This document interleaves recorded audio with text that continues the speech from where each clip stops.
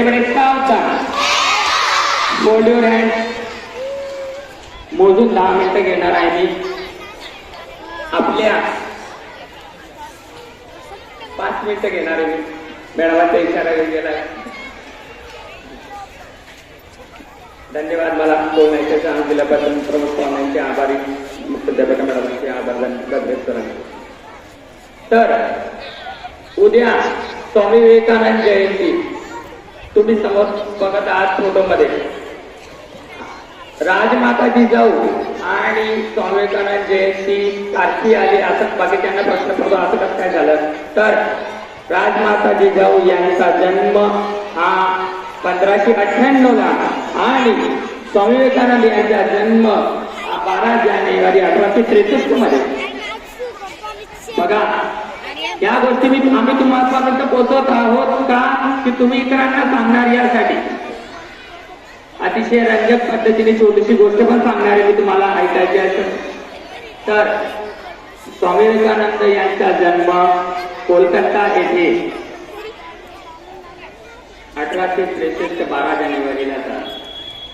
स्वामी विवेकानंद यांचं पूर्ण नाव नरेंद्रनाथ विश्वनाथ दत्त असे होते.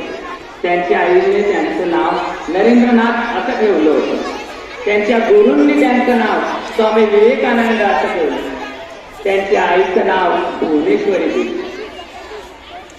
वयाच्या 14 वर्षापासून ते संन्यास मार्गाकडे वळून गेले होते. 18 वर्षाच्या असताना त्यांनी मेट्रोपॉलिटन कॉलेजमधनं शिक्षण घेऊन पुढे सुरुवात केली. बालपणाचं शिक्षण त्यांनी घरीच घेतलं.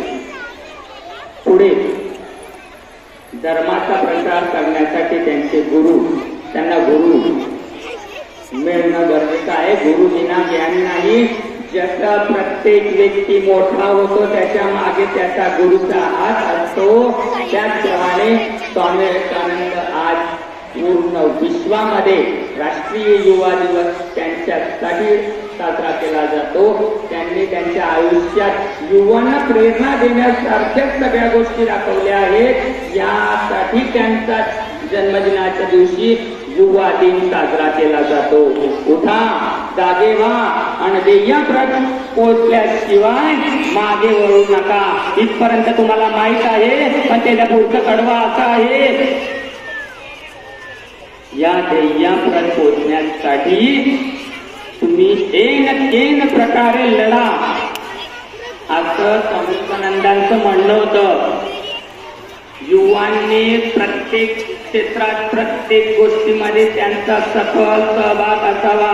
स्वामी विवेकानंदांचे छंद गायन, वादन, घोडेस्वार, लाठी फिरवणे, तलवारबाजी,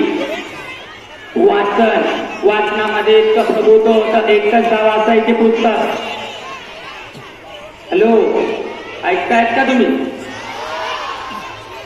5 वेळा 10 वेळा वाचल्यानंतर एकदा लक्षात राहतं आपल्या.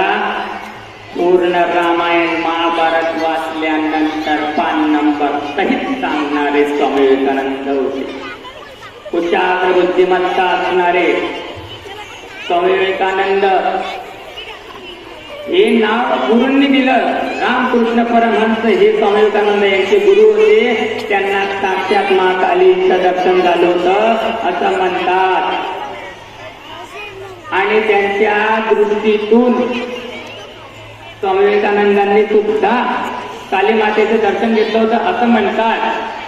असं सांगण्यात येतं. कोलकाता येथे मंदिर आहे, तिथे समाधी स्थानमध्ये आजही स्वामी विवेकानंदांचे लेख लिहिलेले आहेत. तिथं नमूद केलेलं आहे. आणि खूप सारं सांगायचंय, पण वेळ कमी, वेळेचा अभाव आहे. तुम्हाला माझ्याशी काही स्वामी विवेकानंदांविषयी प्रश्न विचारायचे असतील तर वैयक्तिक तुम्ही मला केव्हाही भेटू शकतात. स्वामी विवेकानंद यांचं आयुष्य फक्त 39 वर्ष राहिलं. 39 वर्षापर्यंत जगले ते. 1902 जुलैला त्यांनी अखेरचा श्वास घेतला. का बरं? कारण की संन्यास धर्म, आपल्या धर्माचा प्रसार, लोकांना जनजागृती यामध्ये ते इतके व्यक्त झाले, स्वतःच्या शरीराकडे दुर्लक्ष झाल्यामुळं अवघ्या 40 वर्षाच्या आतच ते आपल्यामधून निघून गेले. पण त्यांनी जो 1902 पासून युवांमध्ये जनजागृती केली, ते 1947 मध्ये भारताला स्वातंत्र्य मिळवून दिलं. यामध्ये खारीचा वाटा नसून तर सिंहाचा वाटा होता. यामध्ये सांगायला काहीही मला मागे टाकायचं नाही. हा सिंहाचा वाटा स्वामी विवेकानंदांचाच होता आणि आजही पुढे आपण त्यांच्या विचाराने पुढे जाणार आणि ज्यांनी त्यांच्या विचारांवर पाऊल ठेवून पुढे गेले ते यशस्वी झाले आहेत. आज असे माझे तुम्हाला शेवटचे सांगणे की स्वामी विवेकानंदांचे विचार, आचार, पुस्तक वाचा आणि त्यांच्या विचारानुसार चाला. बालपणीची एक छोटीशी गोष्ट त्यांची पटकन पूर्ण करतो. हॅलो बडबडे का अगदान. एकदा त्यांच्या आईने सांगितलं त्यांना, नरेंद्रनाथ चाकू जोडणे. तुम्हाला सांगितलं चाकू तर चाकू देण्याची पद्धती असतात. धागा तो पुढे, मूठ मागे. मूठ धरून आईकडे चाकूचा इशारा करणार का तुम्ही? सगळे तसेच करतात. सगळे तसंच करतात.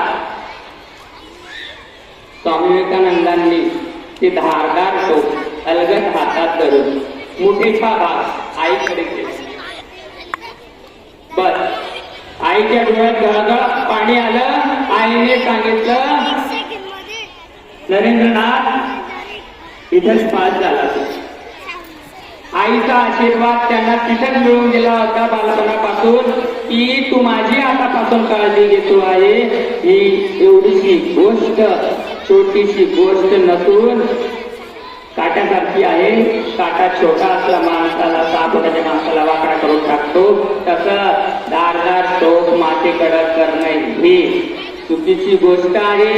म्हणून त्यांनी अलगद भाग तो धारदार आपल्याकडे केला आणि चाकूची मूठ आईकडे करून दिली. आपल्याला चाकू मागितला तर आपण मूठ आपल्या हातात करतो आणि चाकू आईच्या दिशेने करतो. ही छोटीशी गोष्ट वरून त्यांना सदैव आशीर्वाद आईचा असला होता.